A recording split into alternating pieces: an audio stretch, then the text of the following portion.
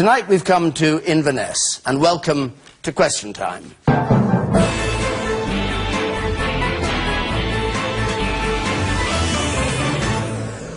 And on our panel here in the Highlands, the former leader of the Liberal Democrats, Charles Kennedy, the leader of the Labour Party in Scotland, Johann Lamont, the former Conservative Secretary of State for Scotland, Michael Forsyth, the Daily Mail columnist, Melanie Phillips, a member of Alex Salmond's SNP cabinet, Alec Neil, and the actor, you may have seen him as a Bond villain in GoldenEye and a host of other films, Alan Cumming.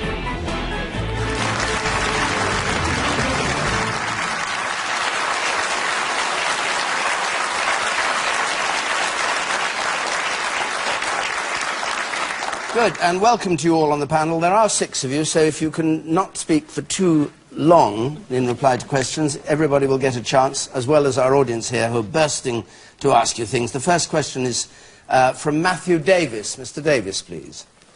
Have this weekend's Jubilee celebrations made us feel more British and damaged the campaign for independence? Good question. Charles Kennedy. Yes, I think they've certainly engendered more of a feeling of Britishness. I don't think that necessarily feeds through to damaging the campaign over Scottish independence, and we're not going to decide that one for, what, 2 years plus. But I did think it was interesting, although within Scotland, I've been travelling around quite a lot this past week myself, there's a more visibly more subdued royal presence or Jubilee presence, bunting, Union Jacks, flags and all the rest of it. 2 things struck me as quite interesting looking at the London scenes at the weekend, on the days when you could see it clearly. All those people in the Mall, lots of Union Jacks, but you know, lots of Scottish presence as well. And if you look at the sales of the UK newspaper titles within Scotland, particularly after Sunday's flotilla and all the rest of it, they were significantly up compared with the normal sale within Scotland. So that means a lot of Scots were buying them for the Jubilee editions that they were producing. So I think that inevitably, therefore, there's been a greater sense within Scotland. I don't think it's still running at the rate that it does south of the border, and in 2 years' time, well, I think it's not really worth gazing into that crystal ball to figure out. Behind this question is the idea that independence for Scotland and the concept of Britishness are opposed to each other. You don't think that's right? Well, I don't, but then I'm a Federalist. I mean, you know, what would I put in my tombstone to describe myself? I'd put a Highlander first, and I'm not saying that just because of where we happen to be. I'd put a Scot second, I'd put UK citizenship third, and I'm very comfortable, being one who always embraces the most unpopular of causes, very comfortable with being a citizen of the European Union. Now, I don't find any contradiction in that sense of multi-layered identity. And I don't think most Scots do. And I don't think the English should either, for that matter.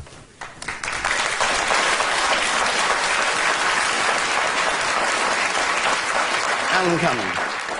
Well, I think that there's a sort of a smokescreen about this whole issue about what it means to be British in terms of the independence question. Because, you know, after independence, and I do support it and I hope that it happens, after that we will still be British, we will still be a part of the British Isles. You know, I'm Scottish and I'm British, I'm still going to be Scottish and British after independence. And I think the notion of Britishness it's a symbol. I think this past weekend people have felt good about being here, celebrating the Queen, celebrating all she does. I don't think that that's what the independence movement is about. That's about taking political power from Westminster and bringing it back to Scotland so that people in Scotland can rule themselves. You say, you're shaking your head, Mr. Well, I disagree entirely on that point at all. I think that there's a certain amount of xenophobia involved in Alex Salmond's plans. I absolutely disagree with you. Absolutely and I think the thing that shot himself in the foot more than that is the launch, where he wheeled out a lot of Hollywood stars, yourself included, that don't even pay tax in this country. Okay, right, so, first of all, sir, I do pay tax in this country. I am a citizen of this country, I'm a resident of this country. I am born in Scotland, my family lives here, I work here. All that aside, even if none of those things were true, I'm a human being with an opinion. Now, absolutely. David Clegg and David Cameron and Nick Clegg, they can't vote in the referendum, but they still have strong opinions about it, don't they? Of course they do. Okay. Michael Forsyth. First of all, I thought the weekend was just absolutely terrific. I mean, I thought the Prince of Wales summed it up brilliantly when he said, it made us all proud to be British. And looking down the Mall at all these Union flags, I just thought, is this the last time we're going to see red, white and blue on the Mall? Because that is what is at stake. And we should be clear about that. I mean, the idea that you can still be British and break up Britain is ridiculous. And I think what, in direct answer to the question, I think you have to make a distinction between nationalism and patriotism. And patriotism was on display big time this weekend, and I think all of us were very much the better for it. You said in the middle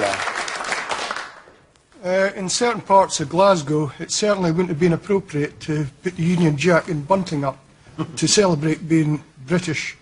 So from, that point of view, the Scottish people, I'm sure there's a lot of them did celebrate the Jubilee, but they didn't get Bank Holiday Monday off, so they had to go to work on Monday as well. So it really wasn't much of a holiday or a Jubilee celebration for some of the Scottish people. Okay, and you sit down here.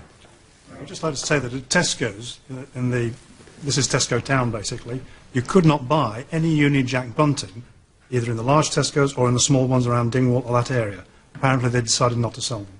So Inverness was a bunting-free zone, was it?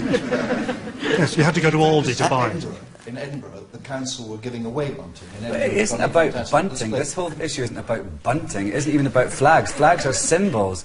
I think those are great symbols, and it's great to celebrate, and everyone likes having a party and going on the streets and talking to your neighbours. That's all great, but that's not what the independence issue is about, and it's not going. That feeling's not going to go away. We're not talking about the independence issue. We're talking about celebrating. You just said that this would be the last time we would see the Union Jack on the Mall. Well, that's true. If Scotland leaves the Union, there will no longer be a Union. Do you think everyone's going to throw the Union Jacks away? Well, of course, Scotland will be an independent country. There'll be the rest of the United Kingdom. But do you think the people from the United Kingdom are going to throw the Union Jacks away? It won't be the same country any longer. It won't be the same country any longer. I mean, I thought the Jubilee celebrations were great fun. You see people waving flags, but it's not serious. It's people enjoying themselves. And the idea that that will then determine whether we decide to separate ourselves from the rest of the United Kingdom is not true. But what it said to me was, actually, folk across the whole of the United Kingdom have an awful lot in common. They know how to enjoy themselves. They have a common history. We're not one against the other. It's not this, this idea that there are people trying to do the Scots down or whatever. That is not there. It was very much a sense that actually, if you're having a party, we all kind of do it much the same way, and it was good. But the political debate, the argument about the choice people will have, will be about much more serious issues, and it will be, I think. But the key issue is that you can't pretend both this is the most exciting and important thing that happens in 300 years when we get the vote, and that nothing will change and nothing really matters. It can't be both of these at the same time. Melanie Phillips, let me just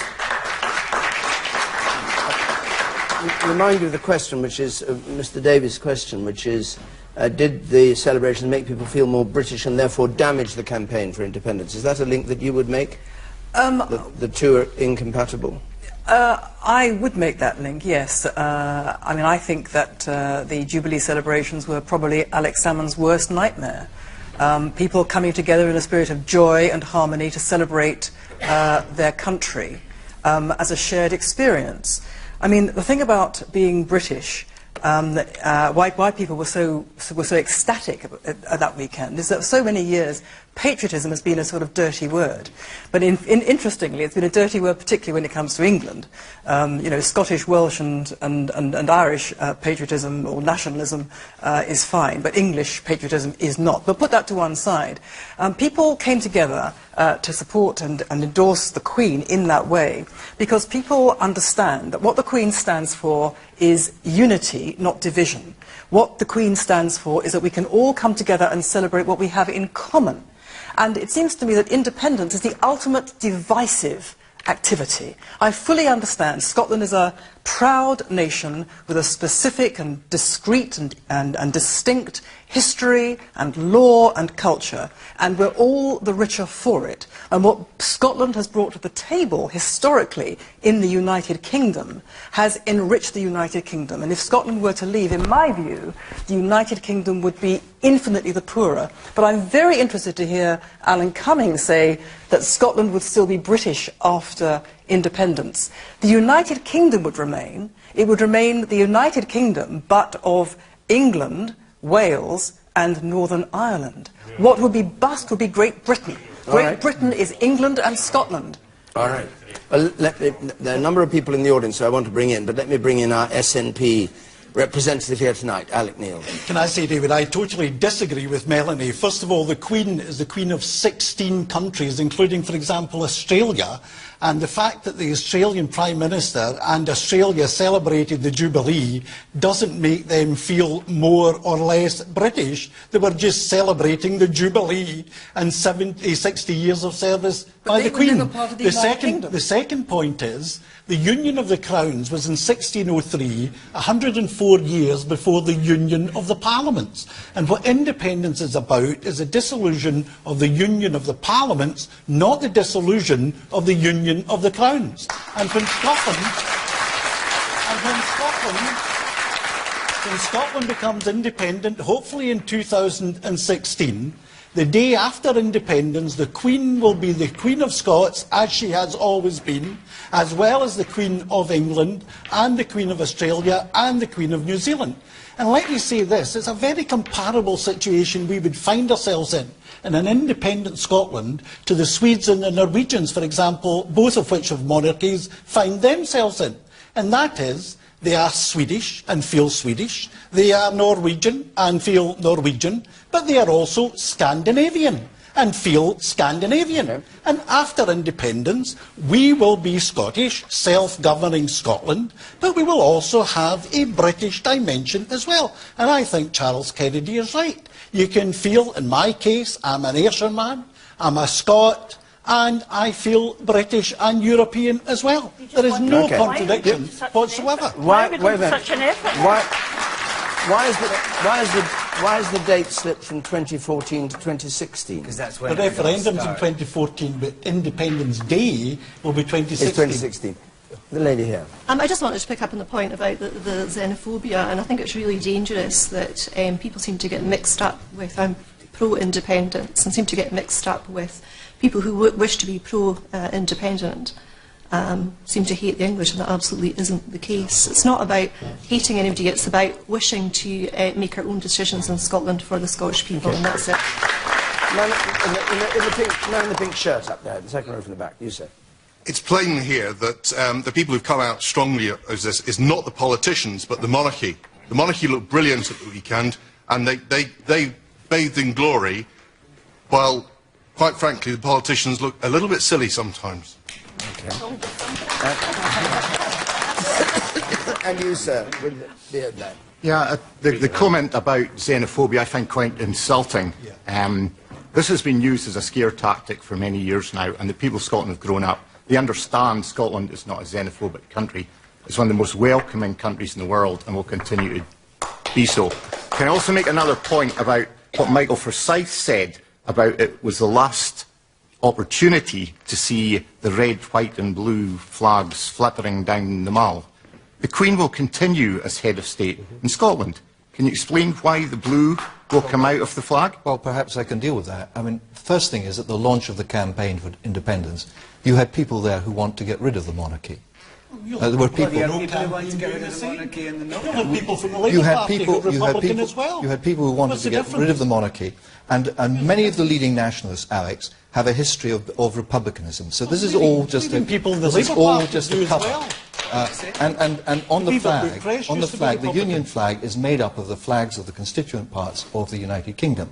And you can't argue that you're going to break up Britain and have a separate Scotland and still have the Union flag. I used it as an analogy to explain what the consequences are. And certainly my experience of the royal family and dealing with the royal family is the royal family will move heaven and earth to maintain a united kingdom. How can they do that if they're non-political? Yeah. Because I do believe because I do believe that the royal family are a unifying force in our country, and if Scotland votes to be independent, I'm sure that the royal family will continue to play a part, just as they play a part in Canada and other countries. But it is fatuous to argue that we'll still have Britain and we'll still have a United Kingdom. Okay. And the result will be a very considerable loss, not just economically, but also culturally, to both England and Scotland and the United Kingdom as a whole. I don't understand that. When you say... Well, that's perhaps because you live in America.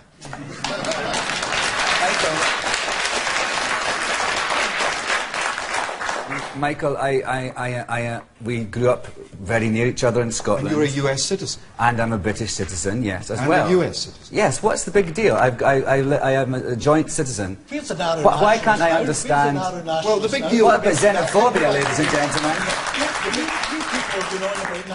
Well, the big deal is, why do we have so many people coming to Scotland? We've got Sean Connery, who's a tax exile. We've got Alan, who featured at the thing, who will do anything to get Scotland independent, except live here and actually put up with the consequences. Well, you know what? All right.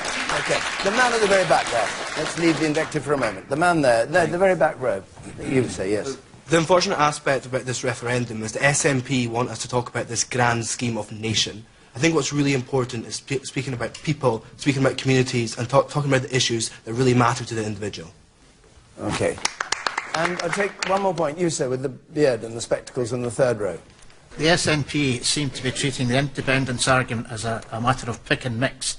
That's one point. The second point is that if Alex Salmond really wants to win this independence, he should be encouraging the English people to be allowed to vote. If English people... If the English people are allowed to vote... Which English people? All of the English people who are fed up... the whole of England?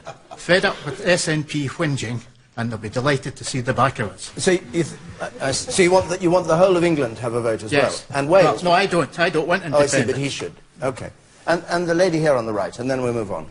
I'm somebody who hasn't made up my mind which way I would vote, but hearing the panel tonight makes me even more confused than I was beforehand, because different situations are being described, and it's very confusing. Welcome to the referendum. I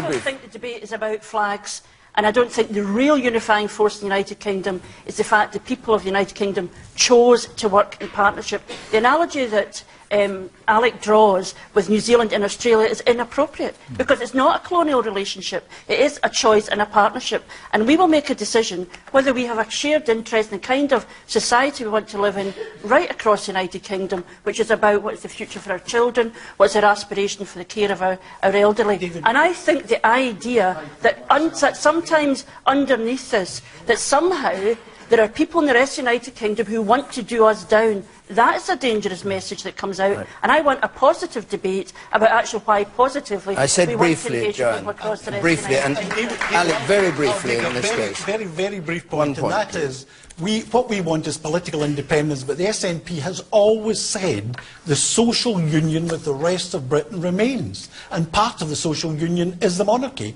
Part of the social union is the relationship and the free travel between Scotland and the rest of the United Kingdom, all of which remains. We are a social union, but that doesn't stop us from being politically independent and running our own country. Right, let's move on. Let's move on. If you're tweeting, by the way, tonight, you know our hashtag probably, BBCQT. If you prefer, you can still text us, 83981, the red button. If you push it, we'll tell you what other people are texting. And we'll go on to a question from Patrick Chamia Tripp, please. Is it fair that well-off pensioners should get free bus passes and the winter fuel allowance? This is the battle reported in Cabinet between the Prime Minister and Ian Duncan Smith about whether better-off pensioners should go on getting free bus passes, winter fuel allowance and other things. Michael Forsyth. Yes, I think it is, and I think you've got to think about how it would work if you didn't have that. I mean, you'd have to have means testing, which means you've got to fill in forms that are 26 pages long. And the one thing about elderly people is they do, especially as inflation, in inflationary times, that they worry about the costs of heating. They don't turn on the fire. They worry about the cost. So I think the heating allowance is actually a very beneficial thing. And the idea that we're going to save a whole lot of money by taking away people's bus passes If they're very wealthy and they've got their own cars, they're probably driving around the cars and not using the buses.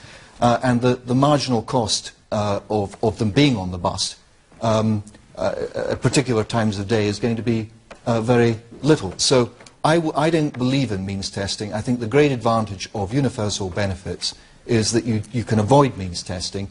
And after all, we are talking about people who have paid tax and paid national insurance all the days of their lives. So I don't actually agree, unusually for me, I don't agree with the reported comments of those in the Conservative Party. Both Cameron and Osborne, who say the Chancellor said it'll save him £6 billion a year. Well, he says it will save him £6 billion a year. I don't know how you would work out how much you would save on the free travel, but I don't think at this moment, when people are finding their fuel bills going up, partly because of the government's green agenda, that it's the right time to take away these benefits. Charles Kennedy,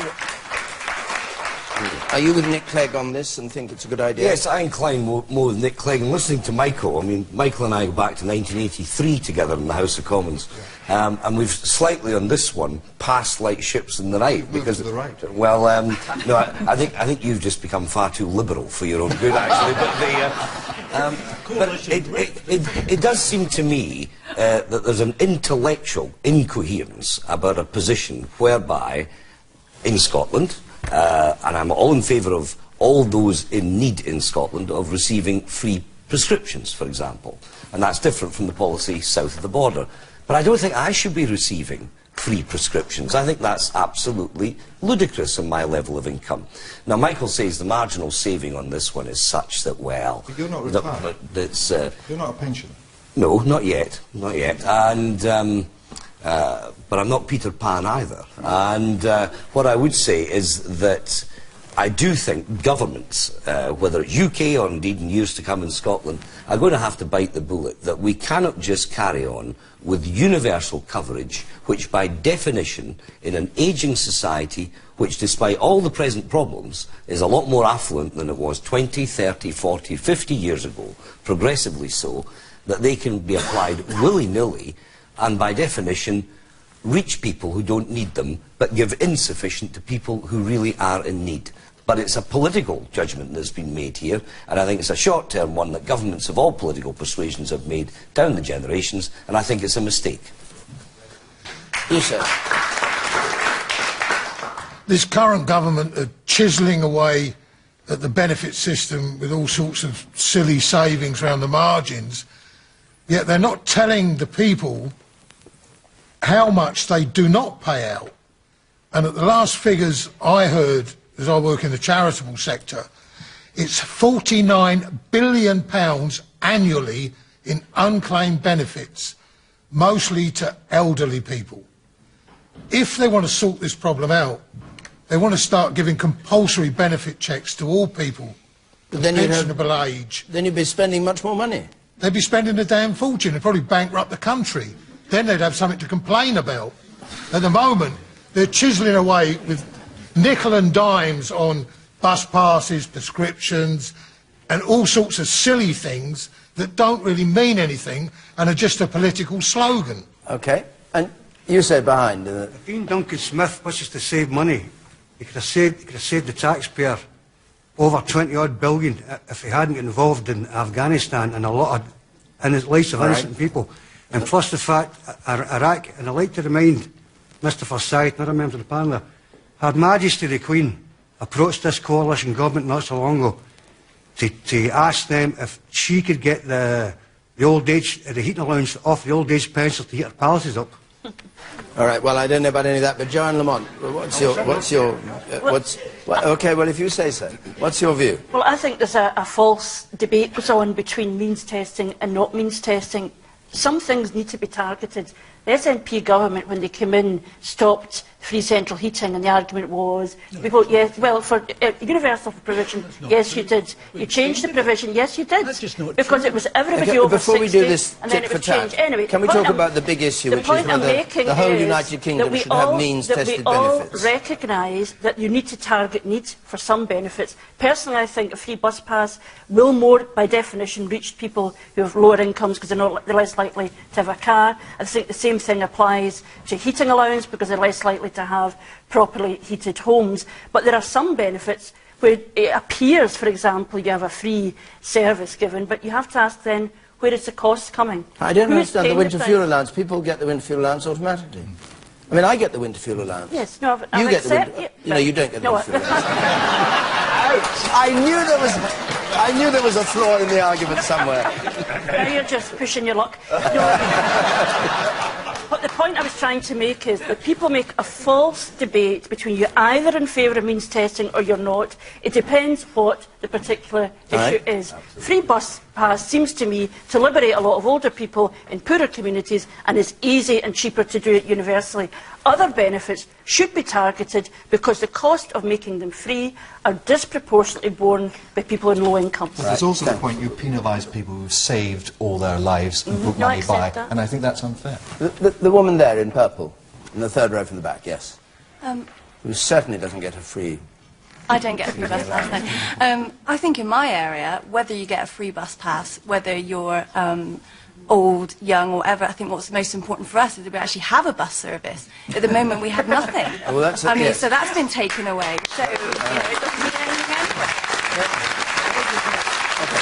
Melanie Phillips. Well, I think this proposal to take free bus passes away from well-off pensioners is really, really mean-spirited and very dangerous. I mean, it's not as if the bus pass is given to pensioners on account of their presumed poverty. The bus pass is given to pensioners on account of the fact that they are elderly, and as a society we think that they are afforded some respect, should be afforded some respect and some special privileges on account of the fact that they are elderly. Now, the second point is this, that if you say that the well-off should not get free bus passes, that applies to the whole of the welfare state. And I was very interested to hear Charles Kennedy basically arguing for the destruction of the entire welfare state. Because if you take away free bus passes... I'm slightly exaggerating what I said, Melanie. You may not think that's what you said, but it is actually what you said. Because if you take away free bus passes on the grounds that people are so well off they shouldn't have them, then you start taking away all kinds of benefits on the basis that people who are well off shouldn't have them. And personally, I think that the welfare state, there's a lot wrong with it. I think it should be fundamentally recast to be not so much about entitlement but more about responsibilities. And so I actually endorse quite a lot of what Ian Duncan Smith is doing. But nevertheless, if we have a welfare state, if you start excluding people from it on account of the fact that they reach some notional income level which excludes them, then you start having a divided society where child no longer benefit, all... were you against child benefit being taken I'm against away child benefit on from principle. Are you against it anyway? I'm against it completely because I think it's an incentive for mass fatherlessness, but that's another issue. Okay. If you're going to have it, it should be available to everybody. Can I just briefly come in? First of all, I think it's very difficult to believe that you qualify for the winter fuel allowance. Thank you. I can't remember when you get the winter fuel allowance. How old do you have to be for the winter fuel allowance? 25. 60? 65, is it? 55, right, I think. Okay. Can I say the Bank of England estimates that even today this government is subsidising the banks to the tune of £11 billion a year. And it's a disgrace that they're thinking of taking away the benefits from pensioners and still paying the banks £11 billion a year. Take the money from the banks and give it to the pensioners. And the second point is this, and, you know, I'll break the habit of a lifetime and agree with Michael Forsyth, but he's absolutely right that people who've worked all their days and paid into a company pension scheme or a superannuation scheme then get penalised by not getting the winter fuel allowance or the bus pass because they've saved up for their retirement. That's very unfair. It's a disincentive to save, and I believe that these people should be as entitled to the winter fuel allowance and the bus pass as everybody else.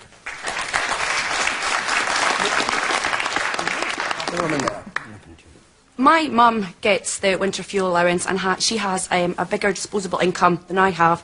I'm a single parent with 3 young children. I could arguably do with that money more than she could. However, I'm in a fortunate position that I don't need it, but there are other single parents who could do with that more than a lot of elderly people in society.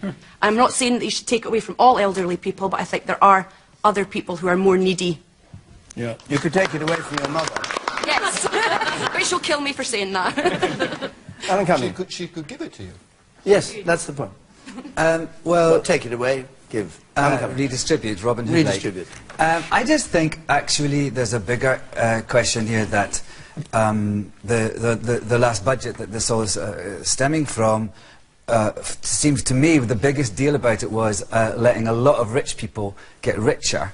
And we're talking about bus passes and fuel allowances, and that's such small change when you consider the amount of money that a lot of very, very wealthy people in this country don't have to pay up anymore and put back into the system. And I think that's what we should be thinking about. The man in the check shirt there, then I come to you over there. Yes, you sit in the blue check shirt. Yeah, I think the whole issue here is about raising or saving £6 billion. I think the Chancellor might make a start by having a public inquiry on the finances of football clubs. Glasgow Rangers appear to be getting away with £40 or £50 million in unpaid tax. Presumably other football clubs who are not paying as they're going are going to run up similar amounts and probably never pay them. Okay. And you up on the right there, the one up on the very right. Yes. Just ask elderly people in the winter fuel allowance. There's quite a lot of them that don't need it, and they'll actually say, we don't actually need it. Do you want it? You can make it an option for them to say, do you actually need it? And then you either say yes or no. You could even get like social services who, for the most vulnerable ones, say yes, they desperately need this to get them involved. I don't understand why it should just be it's such a difficult Because it can question. always be given away too. Yeah. Yes. I just wanted, since Melanie was flattering me by claiming to know my own mind better than I know it myself, which may not be claiming an awful lot, that if you say that the logic of my argument leads to the destruction of the welfare state, I think the logic of your argument, which is of no child benefit at all, that would be the end of the welfare state at a stroke. Nonsense. We had a welfare state long before child benefit. Your memory doesn't go back very far, does it? Well, there's a limit to how far back my memory can go by definition. Really? All right, we'll go on to another question. Joe Hallwood, please. Joe Hallwood. Is it the job of the Germans to save Euroland? Is it the job of the Germans to save Euroland or the Eurozone? Who would like to start on this? Melanie Phillips. Well, Frau Merkel clearly wants desperately to save Euroland, as we can all see. Is it the job of the Germans to save Euroland? I don't think Euroland can be saved or should be saved.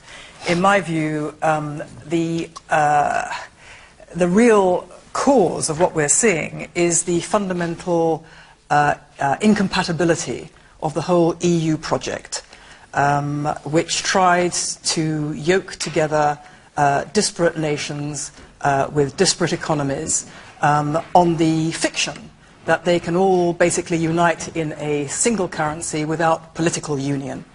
And pretending that this whole thing isn't about political union at the end of the day, which in my view is fundamentally anti-democratic.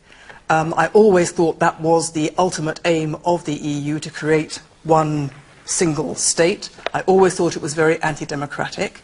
And I always thought that the single currency, the euro, and the whole project was so fundamentally flawed because you cannot bring together all these nations in one project like this, that the thing was bound to collapse. Do you want to see it collapse? And if it does collapse, what effect will it have on our economy? Well, if it collapses, which I think it will, I think the effect on everyone, unfortunately, is going to be absolutely awful. There are ways of doing this, I think, or managing this better, which certainly our government doesn't seem to be agreeing with what I'm about to say, which is that people, that the countries that are in such difficulties, Greece, Spain, possibly Italy, the reason they're in difficulties is because they can't rescue their own economies. And the reason they can't rescue their own economies is because they are completely stuck because of the rules of the euro. In other words, what they have to do to rescue their economies is to come out of the euro. I'm not saying that this is going to be painless. Clearly, we're between a rock and a hard place here. Every alternative is going to be bad. But you don't want to see, to go term, back to the question, you don't want to see the Germans come to the rescue at this stage of the Eurozone? I don't think, if by coming to the rescue it means that the Germans have to bail out countries which have hit the buffers, then first of all, Germany can't do that. It doesn't have the money to do that. And secondly, it will simply stave off the day of final reckoning, because if countries are living beyond their means, if they are behaving in ways which are economically and fiscally totally imprudent, then ultimately they have to take control of themselves and behave in a responsible way. And if they are bailed out, they will never do that. Thank you very much. The man in the middle there. You, sir. It does occur to me that the Germans are very reluctant for any change to happen, because they do very nicely, thank you, out of the situation the way it is, with everybody, as the lady there is saying, stuck. So what do you think their instinct is? Protectionism. Protectionism. Protectionism. Johann. Yeah, I mean, I think the really frightening thing about this is, despite the fact that there are experts here and experts there, actually nobody really knows what is going to happen. In that sense of chaos, of things being out of control, that people made decisions around the euro as a political project without thinking through actually what the economic consequences were, does make us wary for the future. But what I hope that in this we understand that at the centre of this, across Europe, there are ordinary families bearing a very heavy price for decisions that were not at their hand to make. And I think whatever they do across the Eurozone, it should be, across the leaderships in every country, they should be mindful that the people who are bearing that cost are bearing a very heavy cost. They didn't make the decision, and it may be that Germany may want to act one way or another. I think they must all come together to find a solution to this because of the consequences. But so do you endorse what the German Chancellor said on German television, which was that there had to be more Europe, we need a political union first and foremost? Do you endorse that as an ambition? And is that the way to save the Eurozone in your view? Well, I mean, I think there needs to be, as I've said, I think the focus must be on the consequence for individual economies across Europe. And all of the old certainties about how things were supposed to work need to be put to one side, and people need to come together and understand if they don't work together, then we will see devastation across Europe. The woman up there on the left. Whereas I don't think that Germany should certainly be responsible for Euroland, I really don't think that the United Kingdom should have to put our hands in our pockets to bail out the euro, as we're not a part of it. And do you think there's a danger of that happening? Do you see that behind all the talk? Yes, I do. I think there's a huge danger of that happening with the International Monetary Fund. And the woman there in spectacles, the second row from the back? A precondition for entering Europe as a new country is to accept the euro in times B. So does that mean an independent Scotland is going to become part of the pigs? Is this going to happen in future? Michael Forsyth.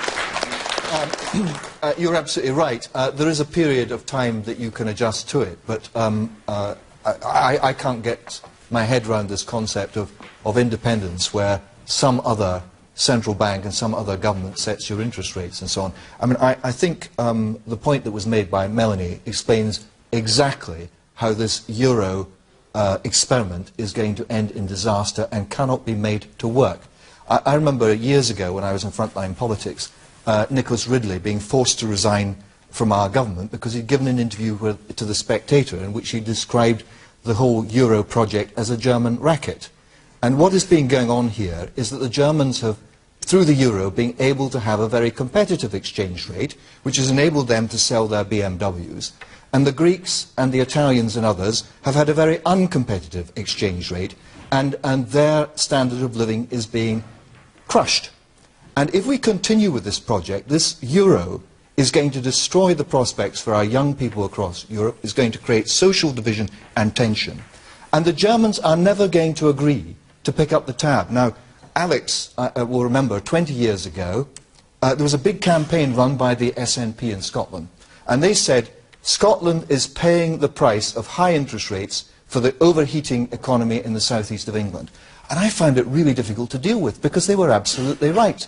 Within our monetary union, within the United Kingdom, it is very hard to set interest rates which will cover the United Kingdom with all our integrated facilities. You cannot do it for countries as diverse as Cyprus and Germany and Spain. And we have a political class which have hung their hats on this euro thing, and they are prepared to do anything other than admit that they were wrong and abandon this project and go back to what we signed up for, which was a free trade area, not a country called Europe, where countries made their own decisions. And the supreme irony for us in Scotland is that the party which talks about independence in Europe would actually shackle us to the kind of disastrous position which the Greeks see themselves in now. So we have to find a reverse gear. and get out of this. There's no way the Germans are going to take this forward, and I don't agree with the Prime Minister when he says that we must encourage Europe to take the action to create a Europe with a euro. That will be disastrous for Europe, disastrous for our markets, and disastrous for our young people who have so much idealism about the concept of Europe as an open market. Just for hold on a second. I come to the man behind. Right. Apart from the fact that, I agree that, Europe shows that economic unity doesn't work without political unity, and for independence that's a bit dodgy. But the question hasn't been answered.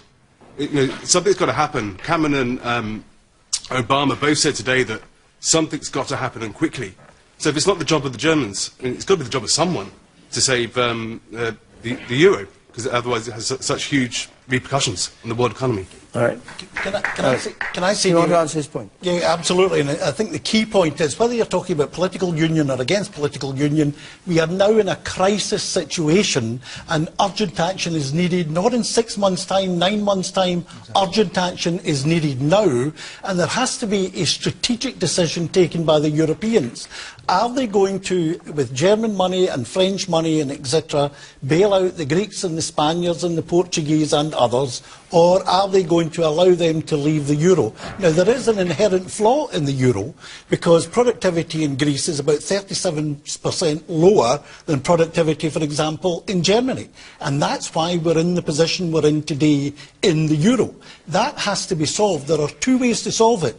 You either completely all are in this together in Euroland and help each other and basically financial way out of it, or you allow the Greeks and potentially the Portuguese, potentially even the Italians, potentially the Spaniards to leave the euro. Either way, the key point is a decision has to be made. They cannot put this decision off much longer. Is it the and job? The minute we know the election result in Greece, I believe the markets will go wild. Is it and the we job could run out of time. Is it the job of the Germans, as the questioner put it, to save the eurozone? I think they have a big role to play in saving the eurozone, because quite frankly, by far they're the strongest economy, and they have a strategic decision to make as a country. Are they going to allow Greece and the others to falter and leave the eurozone, which has got huge implications for everybody, or are they going to bail them out, which has also got huge implications for everybody? But this dithering, and it's neither one thing nor the other, is the worst of all possible worlds. We need leadership. That's what we need, leadership. Alan Cumming. Well, it's a mess. It's a total mess, and I think the world's economy has been a total mess since 2007. And it seems to me that this whole thing, we talk about who should take responsibility for it, when actually the real reason we're in this mess is because a lot of bankers were gambling with our money, with our country's money, with our own money, and a lot of greedy bankers got us into this. They weren't regulated by our governments, and that, I think, has to happen. All these countries in Europe have to have much stricter regulations on the financial sector, and hopefully we'll never get into this mess ever again. Hold on. The woman there in purple, then I come to you in front, so yes. I agree with a lot of what Alan just said, but I also think a lot of the problem with Greece is the problems that existed in the country 10, 15 years ago, and I don't think it can all be blamed on the banking system. I think it's the culture and the economy of the country before it joined the euro. So maybe Germany has some blame to take there in allowing Greece to join the euro in the first place. Okay. And you, sir? Well, the Germans probably have a memory of the 1930s of taking wheelbarrows of money for bread, which is maybe accounting for their reluctance. But I would think that the UK government is a bit rich in actually giving advice, given the mess they've made in the last 50 years. Because we can go back to Harold Wilson, we can go back to Ted Heathway's 3-day week, we can go back to bringing in the IMF, we can go back to Maggie's 5 million, and we've got Tony and Gordon who were going to make everything better, and it got decidedly greatly worse. And the thing is, we've got the Muppets now, so I think it's very serious. We actually need to all get together and work together to get something done. Alec was perfectly correct. Charles Kennedy. Politically, I've never been described as a Muppet before. There's always a fuss for everything. I think you need to bear two things in mind, and, mea culpa, politically, and I mean, I'm still serving as president of the European movement in the UK, which is all party and non-party, I've always taken the view, as have many others, that if you have a single European market, which we do, and Britain, when Michael was in government, the frontline politician, as he earlier described himself, should just note for the history books, after he stopped being a frontline politician, he went on to become a banker.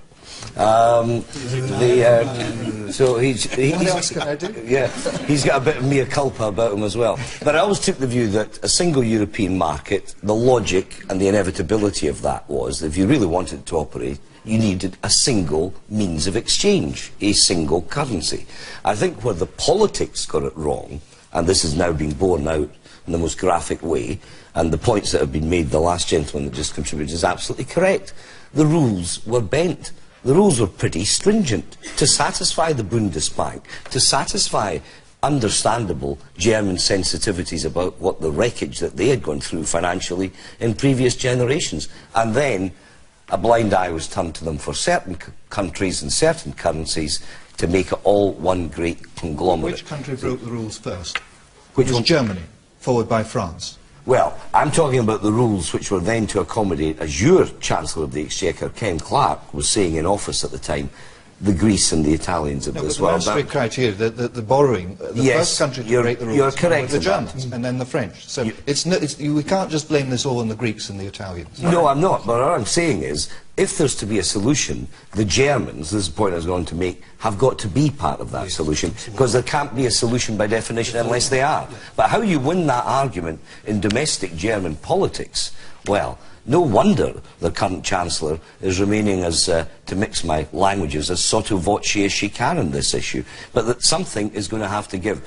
The other something may not give, it may just collapse. Well, it is possible. The economy may just get worse and worse. And it is possible. Everybody here will suffer. It is possible it might, or in due course, through a very painful process, and we don't know how it will work, you will end up with a smaller, in terms of the number of participants in it, a smaller Eurozone. But our capacity to influence is limited, because we're outside. But it has a major impact in the UK. I mean, the Treasury estimate if the Greeks exit the euro, UK production GDP goes down between 2 and 4%. That's a huge drop. I want to go on to a question about the domestic economy and the budget which we've got here. We've talked about changes to pensioners and all that, but this one's going to affect everybody. Jennifer Gracie has the question. Jennifer Gracie. How can a 3p increase in fuel duty be justified when rural businesses and families are already struggling to keep moving? How can a 3p increase... This is the increase in fuel prices that the Chancellor's imposing in August. How can you justify it when rural businesses and families are struggling to keep moving? I think it costs something between £35 and £40 a year. Michael Forsyth, do you think government's got it right? Don't say, oh God, just answer the question. No, I think the tax burden in our country is far too high. The state is spending nearly 50% of our GDP. We are living beyond our means. We talk about reducing the deficit. When we talk about reducing the deficit, we're talking about actually cutting the rate at which the debt is increasing. In 5 years' time, our national debt will have gone up from 1 trillion to 1.5 trillion. So we are living beyond our means, and we are taxing too highly, and that is why we're not getting growth, because the businesses, the small businesses, simply haven't got the money. And to my mind, putting up fuel duty, it all adds, it puts up prices in the shops, it adds the costs of going to work. It's not a sensible basis on which to proceed. So I very much hope that the Chancellor will think of not going ahead with that proposal. Johann Lamont. Lamont, I should say. Why is a matter of interest? When we had a Chancellor, he was always called Lamont. Lamont, rather. And you're called Lamont, which I know is the Scottish pronunciation. Why did he call himself Lamont? Well, why did you have a Scot called Lamont who was a Tory? I don't know that either, so I don't know. Right, leave the pronunciation. Let's go back to the fuel duty. Are you in favour of You were suggesting whether the Chancellor should think about these things again. He's obviously got a record of thinking again, so we maybe have some optimism in that. And I think the message really is that when you're making budget decisions, you almost have to test them against a proper sense of consequences. It may be this would be a way of balancing your budget, but if there are direct consequences for rural communities and rural businesses, will actually then affect growth and so on, then I think you have a real problem. And of course our position has been that we don't have a budget for growth at all, and their drive on austerity, despite the fact that David Cameron is prepared to lecture the rest of Europe about the need for growth, he himself in his own budget has caused major problems. So I think that the test is what are the consequences of it, and they need to be listening to rural businesses in the same way as in the Western Isles, for example. The decision of the SNP to withdraw RET for businesses is having an impact there in the fragile communities. You really need to think through what your budget choices are. Okay. We had quite a lot of questions about fuel, so I'd like to hear from anybody who wants to talk. Yes, you, sir. I think the lady has done very well to avoid the question there, if I may say so. The fact is, if Labour had been in power, petrol will be much more now than it will be even if Osborne puts the 3p on. Melanie Phillips. Well, I think that the increase in fuel duty is absolute madness for the reasons that have been already said. I mean, the country needs desperately to become more competitive, and this is another way of ensuring that doesn't happen. But to my way of thinking, what makes it even more ludicrous is that it's kind of got a halo of justification around it, this fuel duty, on the basis that we all know that petrol is evil, because we all know that we have to bring down our carbon emissions. This country is making its own, to put it mildly, a noose for its own neck by an absolutely suicidal environmental policy, which commits us to reduce carbon emissions, in the cause of which the hard-pressed British public is being hammered by fuel duty, all in pursuit of a theory of man-made global warming, which is itself a total sham. So nothing to do with the Treasury or any of that? The Treasury is simply trying to raise money by whatever means it can, and it thinks it can get away with it on the basis that it can appeal to green sensibilities, which are bogus. All right. The man in the very back row, or person in the very back row in blue. Do you think that areas like the Highlands should be exempt from tax duty on fuel? Charles Kennedy, do you know places should be exempt? Do you know, that would be a lovely scenario. I don't think it's going to happen. Although this part of the country, along with the Scilly Isles, the island communities are experiencing, just started recently, a derogation or a reduction in petrol prices. Now, this has been all but wiped out, of course, by what's been happening at the pump almost the very week it was introduced. But we're trying out a pilot scheme, which some of us have lobbied for over 20 years. Charles, when we first... Hold on, 5p and this 3p is going to more or less wipe it out. Absolutely point taken, and I can assure you these are some of the arguments that are raging in and around the coalition at the moment. But this was de facto for many years in other European member states. The Treasury, under successive governments, Conservative and Labour, wouldn't touch it, wouldn't embrace it, because civil servants at a European level, just as at a UK, or indeed I dare say at a Scottish level, hate variations and derogations from the norm. We've actually broken through that barrier. So I think the government at Westminster deserve credit. But at the very time that we've broken through it, albeit in a pilot scheme, and let's see how it works, and let's hope we can extend it to the mainland in due course, of course, that's been completely thrown out of kilter by the other rises that are now due to go through. Hence the big campaign, and hence the fact that many of us, while sympathetic to the economic plight that the government finds itself in, are nonetheless trying to make a rational argument for looking for other ways of attracting income. All right. Where would you go for it if you were Chancellor? I don't know. I'm very glad I'm not the Chancellor. I have to honestly say. It's not a flippant answer. Pasties. Can I make a suggestion? Some of the richest people in this country are private equity people. They are paid through a mechanism called carry. So they're being paid very huge sums of money. And they're paying tax at a rate of less than 10% in some cases on that. So there are areas where the government can go for revenue. Personally, I think the tax burden is too high, and we need to reduce it in order to get growth. And I believe that, given the opportunity, the private sector will take advantage of that. But there are areas. There are also people who are turning their businesses from limited liability companies into partnerships in order to avoid national insurance. But there's also a promise in the Tory manifesto, which followed the SNP example, which said, really? if the international price of oil goes up, taxation should then go down to stabilise fuel prices, and if the reverse happens again, you do the same, so that you have stable fuel prices. This 3p is utter madness and should be the next U-turn, and they should keep to their manifesto promise to introduce the fuel regulator that would actually stabilise fuel prices. And it's not just the price of fuel, the air passenger duty increase is also going to destroy many aspects of tourism in Scotland as well. Okay, let's just stick with petrol. The man in the pink shirt there. You, sir, and then I come across. Many parts of the economy in the Highlands, especially, are tourism-based, and with this high fuel costs, they are going to be at a huge disadvantage. Therefore, the UK invisible exports, will suffer. We need a growth agenda very, very fast, Absolutely. And especially in the rural economy.